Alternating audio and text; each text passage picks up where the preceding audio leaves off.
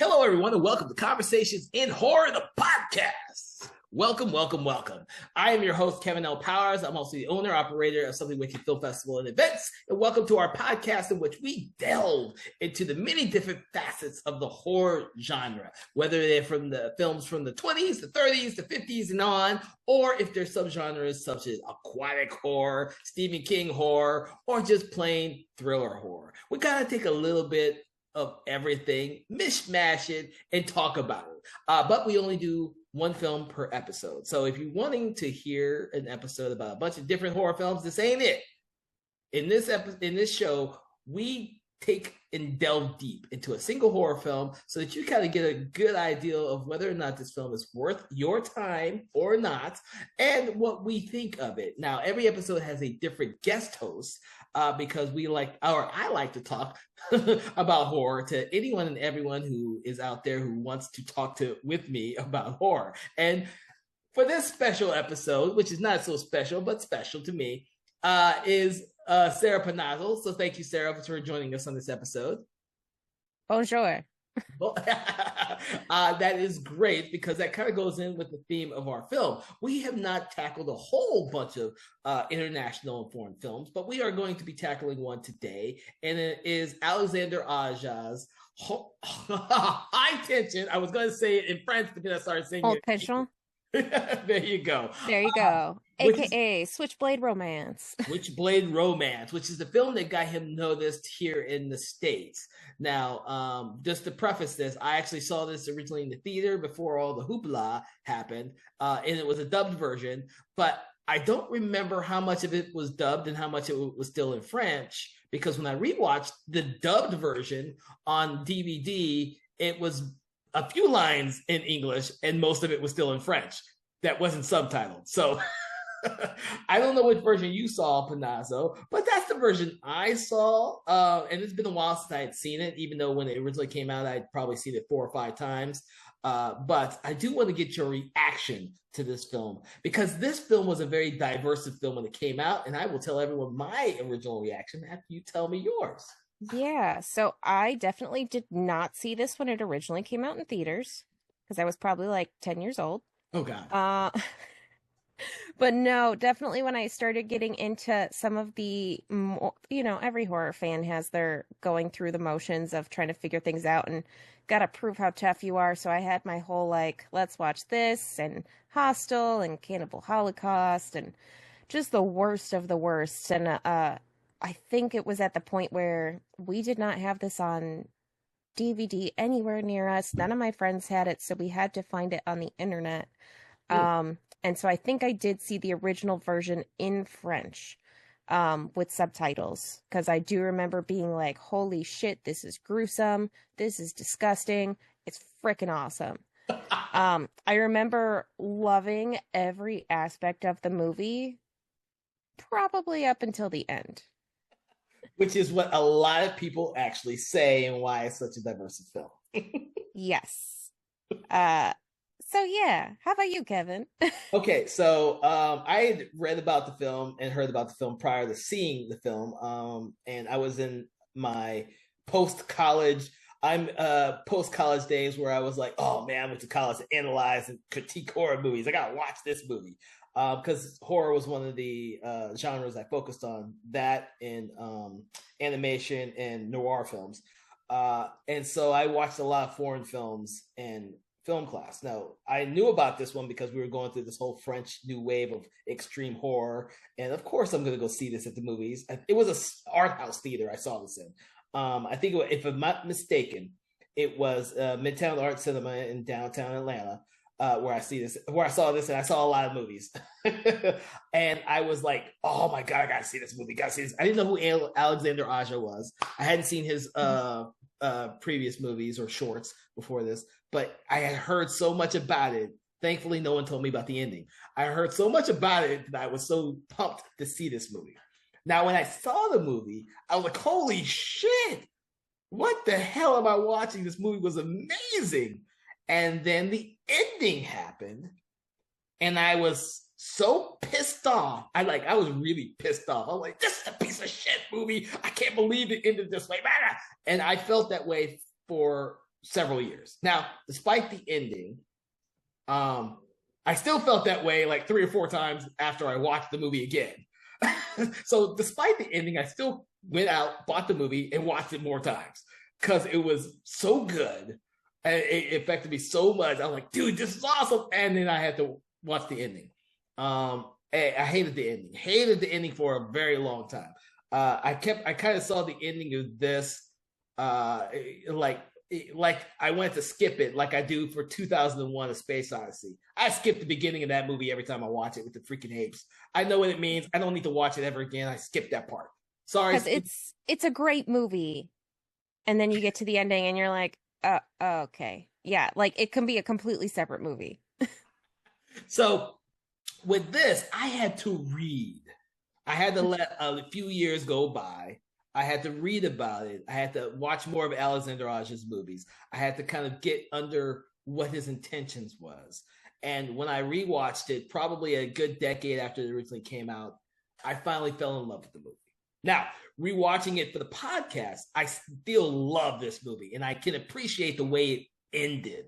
Now, I don't think we're going to be able to get through this podcast if you've never seen this movie without revealing the ending, because it is such a diverse ending that the whole point of our conversation is because of the ending. It makes and breaks the whole movie. See? Yeah, every single time. Like, you cannot talk about this movie without knowing the ending, because otherwise you have nothing to talk about. Because it's a very gruesome movie. 2 girls on like spring break or something. They go to visit the one girl's family, and this crazy truck driver who likes to fuck you can say it. heads. Like just the head. There's no body attached to it, and then he just like throws it out the window. But yeah, he's like obsessed with the friend. So you've got the main character, what's her name, Marie? Yeah, Marie, and then Alex and Alex's family. So Marie goes to visit Alex's family. This truck driver is like obsessed with Alex, murders her whole family as Marie hides, and Marie's like the only one witnessing this. Guy like ties up and abducts Alex, and Marie goes on this crazy chase to like go and free her and hunt her down. And in the meantime, there's like gas station attendant who knows the truck driver who's getting murdered, and all these other people. And then there's like the big show off between the killer and Marie, and you're like, okay, cool, saves the day. Cuts to the ending. Now, Panazzo has just kind of given you the basic plot of the entire movie without taking the ending, but I'm going to give you the ending because without knowing the ending, we can't really discuss the movie. And this reminds me a lot of the movie Fight Club, yes, where the ending kind of turns the whole movie around. I think it's more effective in Fight Club, but with this one, it's different because when Marie goes back after she thinks she's killed the killer to save her friend Alex, who's been tied up, we realize as an audience member that Alex is afraid of Marie because Marie is the one who has been doing all this to her and not a truck driver. And the truck driver is a figment of Marie's imagination. So the entire film that we've been watching from her perspective is a lie. Yeah, the entire movie is unreliable narration. Unreliable narration, which is not what you're expecting with a film like this at all. It's not done very often for horror movies. Fight Club and Memento are 2 of the key example of films where the main character is not a reliable witness. But this one turns everything on its head. Like literally, it is the one thing that everyone talks about that they either hate or they love. But when I rewatched it, all of that set up in the movie, but when you're watching it, you kind of think it's a straightforward movie and you don't pick up on a lot of the things that are in the movie. And that's one of the things that after a good decade of of waiting and reading about it, I can actually now appreciate the whole movie, because when I originally watched this, I was not thinking that way. I was not thinking that, holy shit, it's going to be an unreliable witness. What the fuck did I just watch? It was more, I was like, what the hell has happened? but now I can. I can. I think the performance. I don't know the actors' names, but I'm just gonna call them by their regular name. Yeah. Marie is like amazing. Oh yeah, she's everything about this movie is great, but like you said, that twist ending of unreliable narration is where you get into a lot of questions, but we'll get into that in a bit. But no, Marie is great. Alex is terrified the entire movie. Gore, effects, wonderful. Yeah, but it's also very suspenseful. It's called High Tension for a reason, and Marie, as a person who's chasing after this killer, is on high tension the entire movie. Like, you're, as an audience member, you feel for her the entire movie because she's on the edge and you're on the edge with her. And at first, she's someone who, what we see is someone who is apprehensive to any type of scare tactics. She gets scared easily. In fact, Alex scares her when they get out of the car in the cornfield, and she drives off for a few moments, scaring the hell out of Marie. So you don't think that she's going to be a strong character, but as the film progresses, she's forced to make decisions that makes her a stronger character. The gas station scene is one great example of that, where she goes in just to hide at first because she's afraid that the entire time the truck driver is going to come after her or see her, despite the fact the truck driver never even knows she exists. But it still terrifies her the entire time. Things like that are what keep you on the edge the entire film and what makes the film effective as a horror film. Yeah, I'd like to... I have a comment here from somebody semi-unrelated to the production of this that puts it perfectly. The intention of subverting the common idea that thrillers must have periods of slow pacing between moments of excitement, instead opting to keep the tension high throughout and moving from conflict to conflict without periods of release tension. Yeah. Yes. And like, I don't think I realized that really until I rewatched it recently, because it's like I said, called High Tension for a reason. You are at that height of tension from the moment the truck driver's having fucking the head to everything else, because that first scene with him just throws you off. That is not what you're expecting from a killer when you first see him in a movie. Well, and like it starts off like you can't even tell, like you're like, okay, some dude's getting some like fun time in a van, and then he literally just tosses the head out like a piece of trash, and you're like, oh, it's one of those movies. Okay. Yes, it goes really fast from being, okay, these two girls who are on vacation going to see one of them's parents' house, to going where they're supposed to be studying, mind you. They actually mentioned they're supposed to be studying on their vacation or what have you, to being this home invasion, but only the home part lasts very little.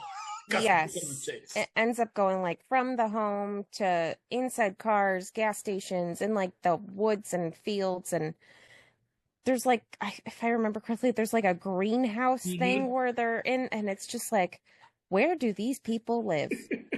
But no, like you were saying, there's a lot of like little hints here and there. Like Maria's obviously interested in Alex, asks about boys she's into, and then she literally like semi-masturbates while sitting on a swing set watching her shower through a window. And it's like, oh, okay, I guess. Cool. It's one way to meet your friend's family. Then, yeah, really get to know about their insides. Well, I don't know if this is Aja's way of just trying to show normal people, or trying to make sex and violence a very subversive in a movie that has a lot of it, and sex is not actually good in this movie because it's all yes. Or healthy, not good, not healthy.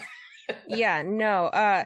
This is part of that the New Extremity movement, French films at the turn of the 21st century, where they're categorized by graphic violence, especially sexual, and explicit sexual imagery. Extreme refers to the kinds of acts depicted and the manner in which they are. So yeah, it's not a lot of torture, but there's a lot of like close up and really long violent scenes. Yeah.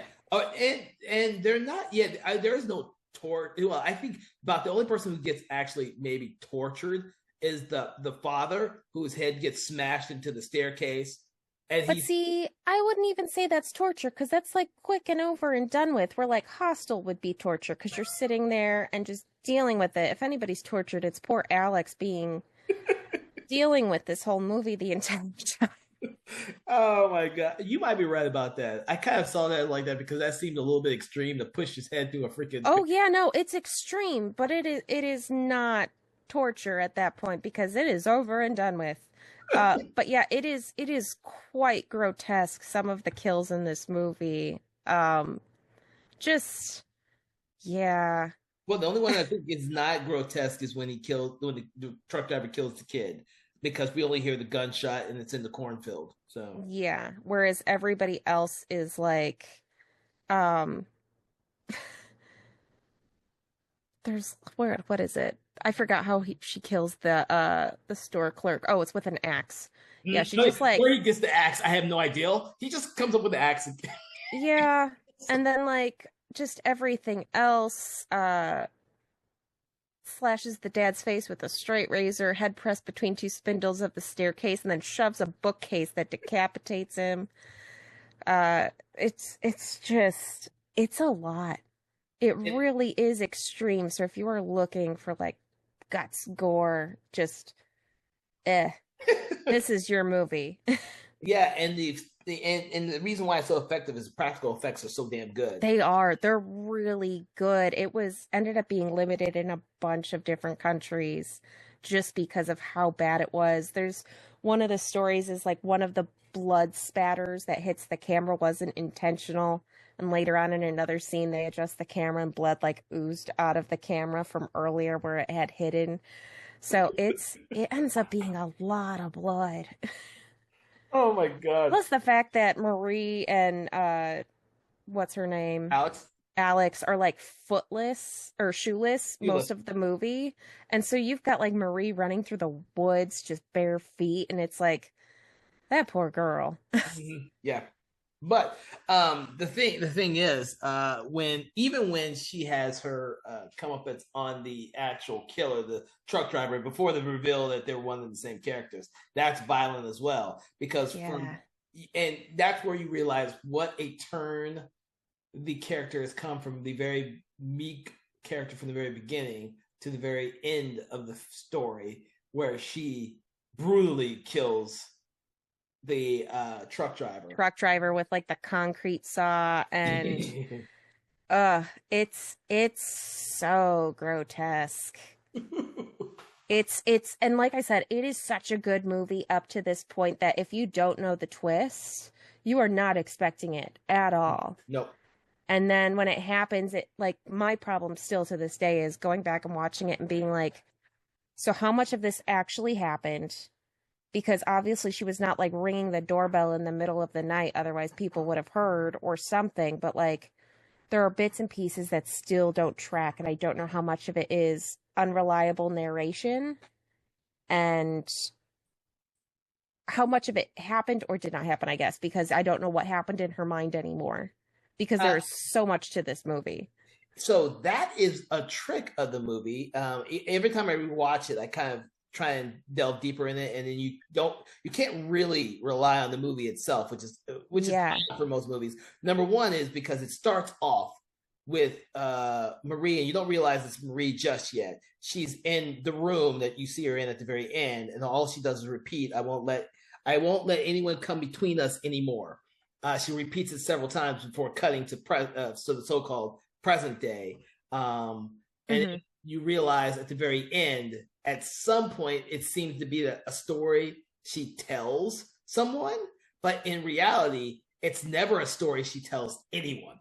So the scene with the truck driver just having his way with the head would make no sense in any way, because it's a scene that doesn't involve her or her with another person. The only way that would make sense if it's all in her head. Yeah, because none of it's reliable. Yeah, because it's at that same point then, like, we know Alex is in the truck at some point. So where does the truck even come from? Because she's driving with Alex to her parents' house. Where is this truck? Is any of this like real, or did she get obsessed with Alex, go to her home, imagine the entire car ride to her house and was not invited, and literally knows where she is and knows the gas station clerk because she's been stalking her so much? Yeah. Are they even friends? Who knows? That's the thing about the film. Once you read about it, and you kind of watch it several times. This is not like a film that decides to make all the pieces fit. Like The Usual Suspects, when you get that big reveal at the end and you realize that Kaiser Sose is really Kevin, what's his name? Oh my, Kevin Spacey's character, who's just been telling a story to the cops. You realize it's unreliable. You can see all the pieces come in. Yeah, and like with Fight Club, where you get those little rewards of like, okay, they zoom in on the phone and there's no reflection of Brad Pitt. It's just what's his name? Edward Norton. And like this, it doesn't match, because you're going to see the killer's hands, the male truck driver's hands, while you're watching the movie. You are going to see his face. And then all of a sudden they do that swap, and it's tricky. It is. And it's very tricky. You just have to go in and realize that everything that you're watching is just a figment of her imagination, of what she believes, and therefore it's unreliable completely. I kind of like the idea that you said, where she's essentially stalking Alex the whole time, and that they're not really friends. She's obsessed. And it might be like, oh, they might be in the same class together or something like that. But really, it's just Alex who's going to go see her parents.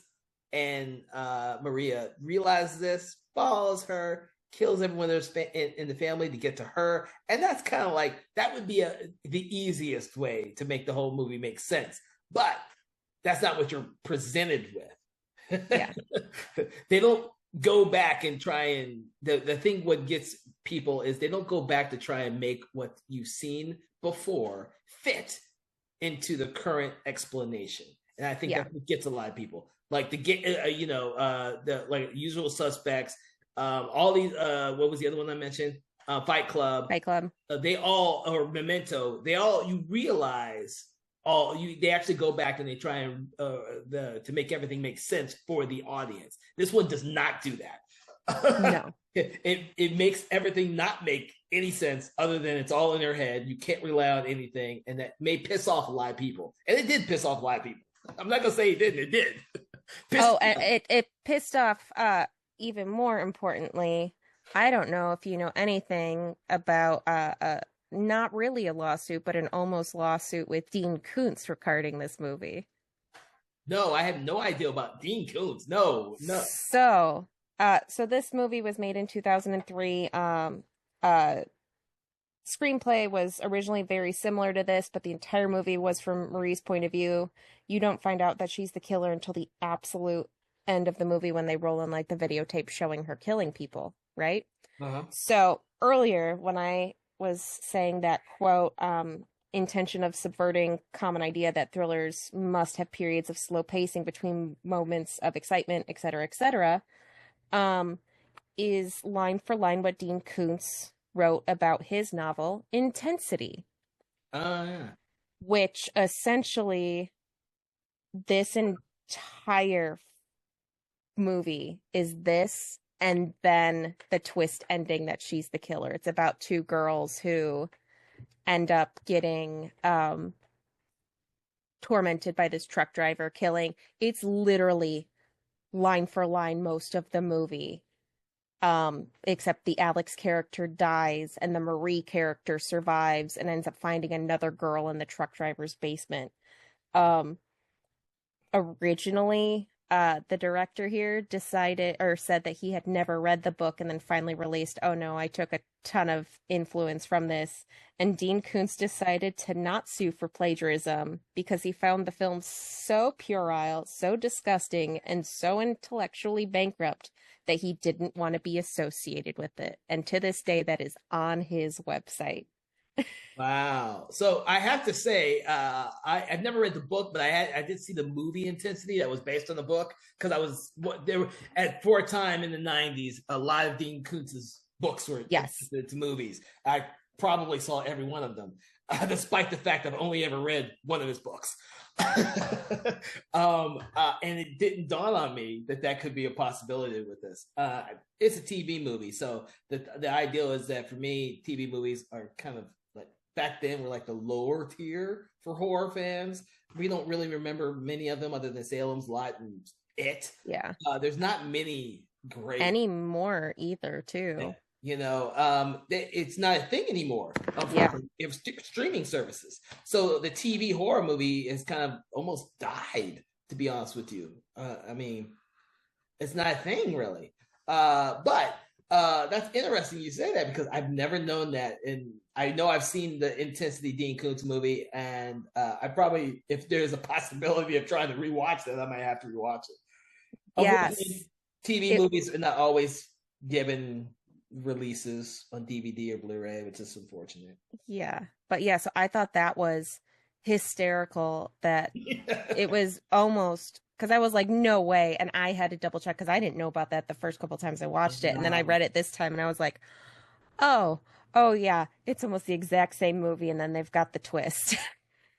Now, did you read the Dean Koontz book at all? I haven't. I've read, I was really into Odd Thomas and some of his more horror stuff, like his Frankenstein stuff. Oh yeah. But I did not read this one, and I don't even think I think I recognized the title, but I don't think I ever knew anything about it. And as soon as I saw his comment about what he wanted this book to be, I was like, oh no, this is 100% high tension. It's intensity, high tension. They're so similar. It's literally the same thing. Yeah, that's actually quite funny. I'm gonna have to check that one out. I do have to admit though that some of the TV movies based on this work I do have on VHS because it's the only way I can find them. I think Whispers and what was it, Service of Twilight I have on VHS. Watchers, Watchers and Watchers too I have on VHS. You know, TV movies I watched a lot of them back then, but you know they don't stick with you unfortunately. I mean, some of them do, but yeah, like we said, it isn't really big anymore because we've got all these different streaming services, so they release their own movies straight to streaming. Yeah. But yeah, I mean, it's a hell of a thing to try and rip off, Yeah. especially for your first movie. So to be honest with you, Alexander Aja, who went off to do a lot of movies after this, loves to play with tension in his films. This one's probably still one of the best ones that rack up that tension a lot. 100%. I would say that the script that him and Lavasseur, is that how you pronounce his French name, the writer who he's partner with? Think so. They wrote the script and worked on P2, which also does that, where it keeps the tension high because it's essentially a two-person film as well. Yeah, I mean that whole little group because it's the two of them and then but see, isn't there another? Frank Calhoun who plays Jimmy. He's the director and writer of P2 as well, and all three of these guys kind of bounce between each other, producing, writing, directing. Yes, because they also did like Mirrors, Maniac. They just recently did like Crawl and Never Let Go, which I haven't seen Never Let Go yet, but like Crawl too is also tension with like two characters and a crocodile. Yeah, exactly. So he keeps it really well done. I really liked his adaptation of Horns. I thought it was really well done. That one not as much tension. It's a lot of suspense. But it's not as high of stakes, I want to say, as it is in like this. But no, I'm always interested in his work. He consistently puts out good movies. Like, I wouldn't say there's like a bad movie because even this is like I said, you might be up in the air over the twist ending, but it is a really well done, gruesome movie. It's definitely worth watching if you are into the extreme movies. I do not recommend it for the squeamish. Well, it reminds me of what I tell people when they watch Piranha 3D. I was like, Piranha 3D has some great gore effects. It keeps you on the edge, and everybody dies pretty much. Yeah. And it's a fun movie. But that one would be the Hollywood version from High Tension, which is this lower budget indie French film. Yes.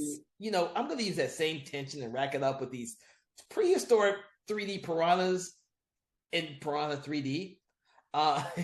Thankfully, he had nothing to do with Piranha 3D Double D.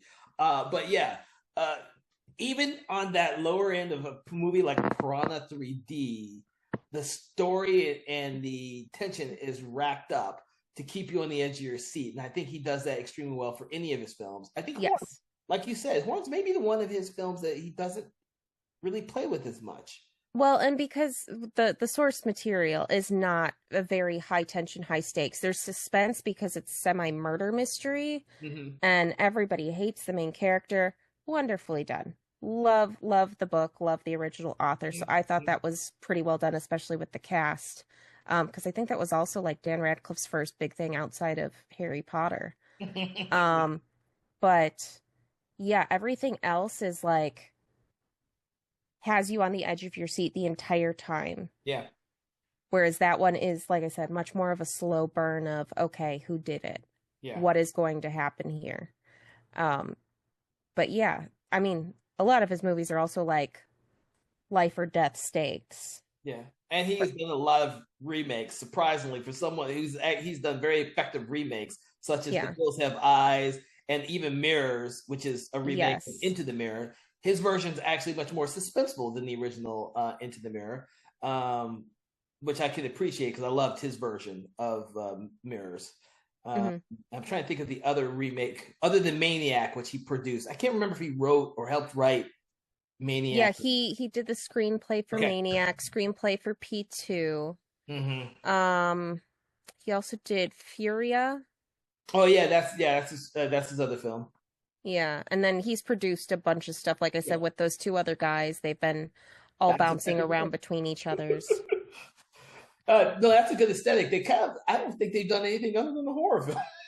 No, it's all horror between the three of them. Because yeah, they're literally just all together doing. The only one he associate produced was Rock the Casbah, and that is the only, I would say, non-horror movie. Yeah, I forgot about that one. Oh shit. Yeah, well, I wish he had added some of those great moments to The Pyramid, but we have the found footage movie The Pyramid, which has questionable CGI, which is the only movie he's associated with that has questionable CGI, because even the CGI in Piranha 3D was actually really good.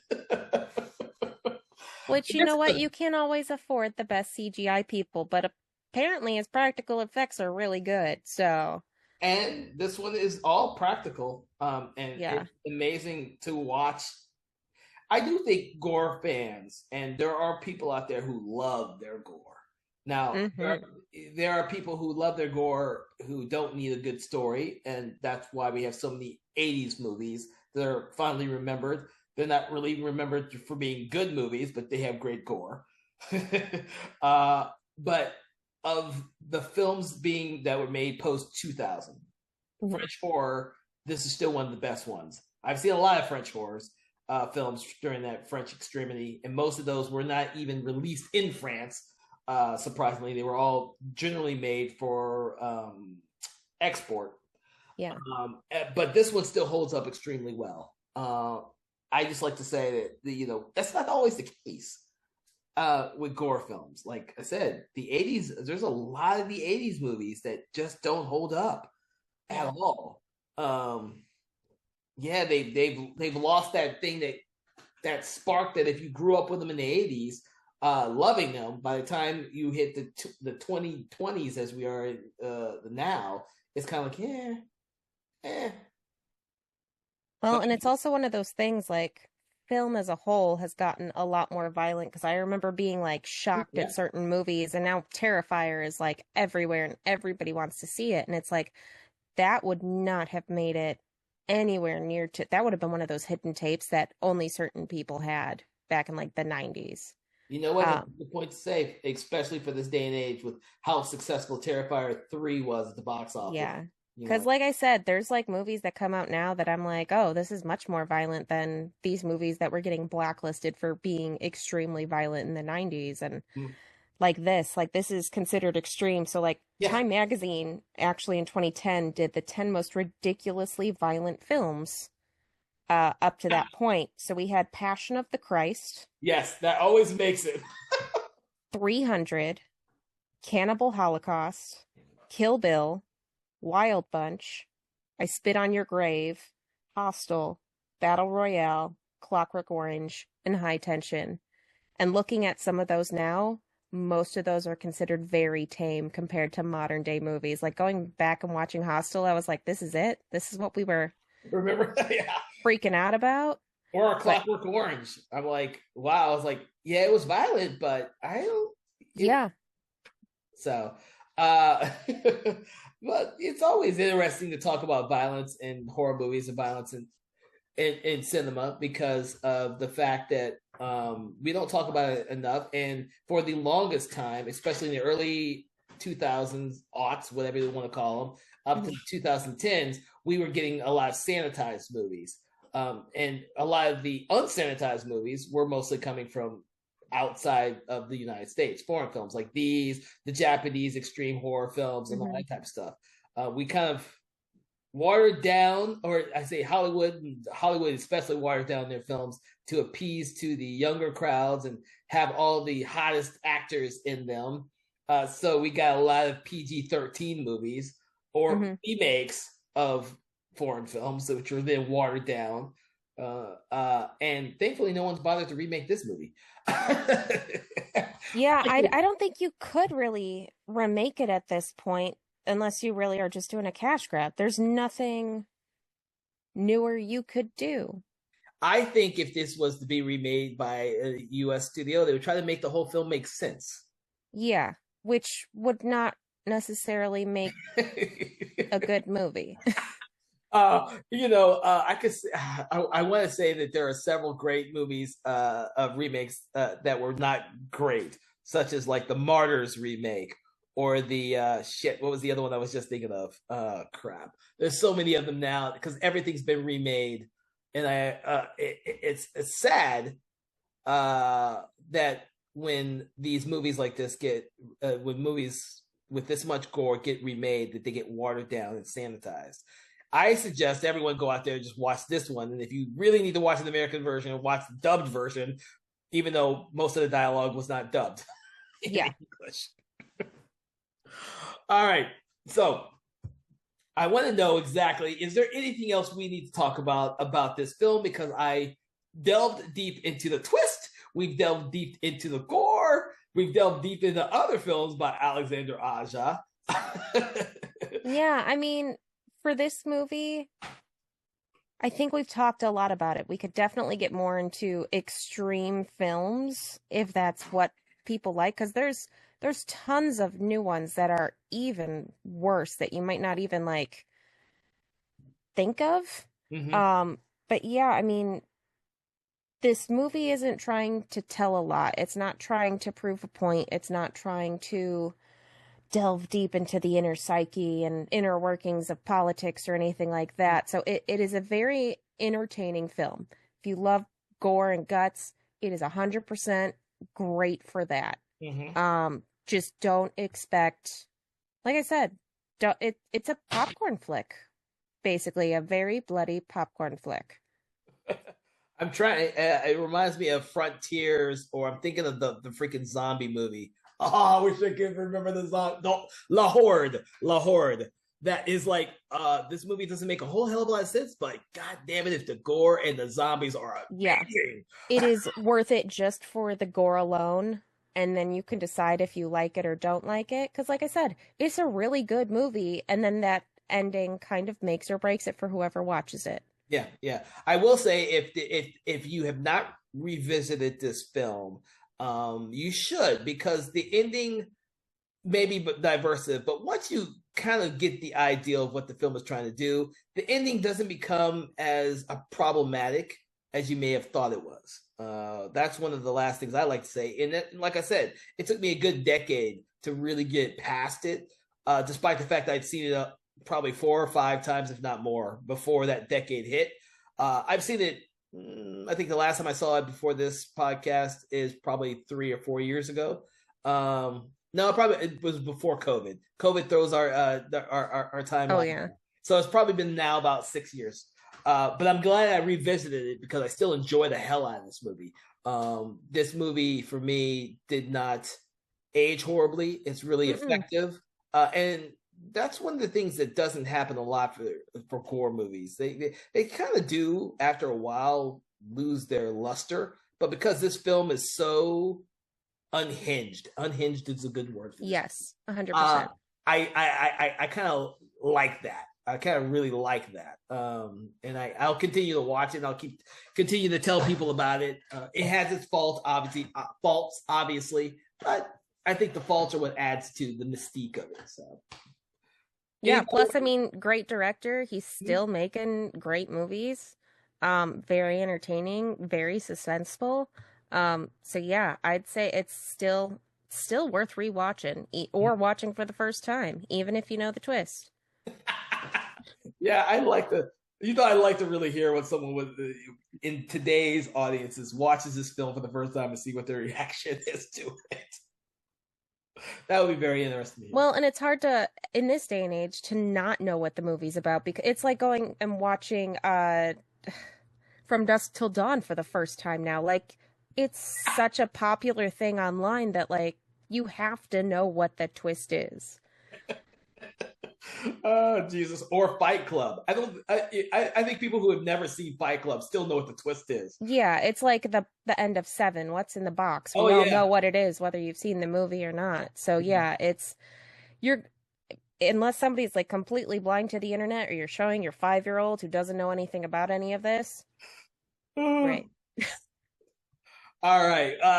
With that, everyone out there, we like to rate the movies nowadays in regards to how well we think the movie is. Now, we go from a scale of 1 to 5, 1 being horrible, 5 being amazing, Oscar-worthy, everything. Where, Panazzo, do you place High Tension? I would put it at a solid 3, right in between.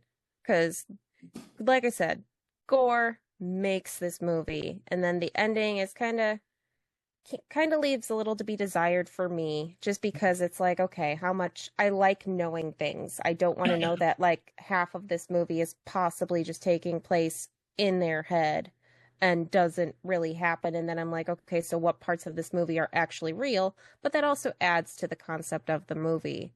So yeah, I'd say a solid 3. It's good, but it's not one of my favorites. All right, so I'm gonna give it an actual 4. Of all of Alexander Aja's films, I've seen this one the most. But it's probably this and Hills Have Eyes have been the ones I keep going back to, because as much as I love Wes Craven's The Hills Have Eyes, I think Alexander Aja improved upon that whole thing. I think his is a better version. I think High Tension is another one of those films where if I want to watch a good, suspenseful, gory film that doesn't let up from beginning to end and doesn't have that comedy release that has become like the mainstay of horror films in America, I'm going to watch this film. I think that's the biggest problem with me in American horror films, is that every one of these modern day horror filmmakers tends to think that they have to have these moments of release. Yes. And I believe the opposite. I don't want to have a fucking release. I want to be 90 minutes, start to finish. My attention is at the peak and it never lets off to the end, and still has something to say at the very end. When we realize as an audience member that Marie is who's really the truck driver, who's really the killer, and we are seeing her flip the flip flop between the truck driver and her, that my tension rate is still up. Yeah, I'm with you. I'm sick of jump scares. I'm sick of the like, okay, we've got to have comic relief here. Yeah. I love the buildup of tension. I always refer to it like in Hereditary, where you have this tension building up the entire movie. You know what's going to happen. And then they do like the crazy jump scare-esque thing where the the scene immediately flips from looking at the house at night to looking at it at day, and half of the audience loses their shit because of it's a jump scare, but it's because it's so tense. Any small thing will set you off. Yes. So I love that part of this movie is exactly how tense it is because it does not let up. Yeah, and so that right there is why I give it a 4. I really do hope that people who have seen this movie and were against it, like I was originally, because of the ending, will take their time to rewatch it. My whole point of this podcast is hopefully to get people to rewatch movies that they thought were bad or were not really taken with originally, to give them a cleaner or a different outlook on some of these films. And this is one of those films where I believe that is a big problem with a lot of people who have only ever seen it once, is they didn't like it because of the ending and they've never given it another chance.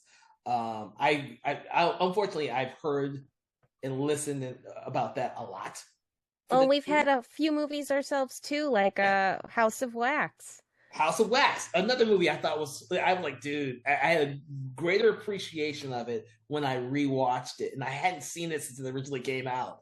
I love that. I love that that's what we do here, and that we have these types of conversations, because I would never have bothered to watch House of Wax had we not decided to discuss it. And that's not only me and Thomas Tillerello, one of our other special guests, talked about House of a Thousand Corpses, which I absolutely hated when that movie came out. Absolutely hated that fucking movie. But when I rewatched it years later, I was like, oh shit, it really isn't as bad as I remembered it. And I hope everyone who's listening to our podcast gets that out of what we talk about when we talk about these movies. And there's gonna be some movies we're gonna hate, that we loved as kids, that we hated. If you listen to my podcast on John Carpenter's Ghost of Mars, most of us didn't like it when we watched it. It like, wow, this dated horribly. Like, I mean, even Repo the Genetic Opera. I mean, that movie was great when I was growing up, but yeah, when we were talking about it, I remember just ripping on it so much. So that's what we want to do here in the podcast, and I hope that you've enjoyed this one. And if you've never seen the films, you go out and search it. It's worth watching. And if you have seen it, you go back and rewatch it for another outlook, another look at the film. With that, I want to thank you, Penazzo, for joining us on this conversation. No, thank you, Kevin. And for everyone else out there, make sure to follow us on your favorite podcast app, Spotify and YouTube. Make sure you like, share, do that thing you do with your favorite podcast. Make sure you check out some of our previous episodes, as well as a lot of the ones that are coming up, because we have a lot of great movies that we're going to be discussing for the rest of 2025. With that, everyone here at Something Wicked Entertainment wants to thank you for joining us, and hopefully we'll see you next week on the next episode. From all of us, have a great day. Conversations in Horror is a Broken Lighthouse Pictures production, written, produced, and directed by Kevin L. Powers, executive producer Kelly A. Inoka. All contents and material from this episode of Conversations in Horror is copyright 2025 Broken Lighthouse Pictures.